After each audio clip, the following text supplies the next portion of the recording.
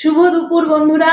দেখো এই খেতে বসে গেছি ছেলে আর আমি। ওকে অনেকক্ষণ আগেই বলেছিলাম যে খেয়ে নে, ও বলে যে না তুমি আসো তারপরে খাবো। আর রবিবার তো আমার আজকে একটু দেরি হয় কাজ কাম সারতে শুতে, তা ওই জন্য আমার সাথে খাবে। কারণ আমার সাথে খাবে, শয়তানি গুলো তো করবে, ডাটা মাটা পড়লে তো খাবে না, ফেলে দেবে বা খেতেই হবে বাধ্য হয়ে। আর আমি ওর সাথে একসাথে খেতে বসলে মানে আমার পাতে তুলে দিতে পারবে, সেই কারণে দেখো আমার লেজুর ধরে পড়ে থাকে।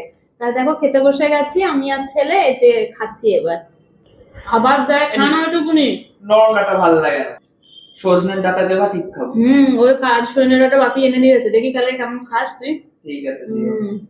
এবার মাছ দেবো তাতেও বিরক্ত হয়ে যাবে, মাছ মোটে খেতে চায় না, কিন্তু মাংস তুমি ওকে প্রতিদিন দাও মাংসটা খাবে। কেন পনির সোয়াবিন ডিম সবই খাই, আমি মাছটাই খাই না। শুধু ওগুলো খেলে হয় বলে? একটু মাছ না খেলে হয়?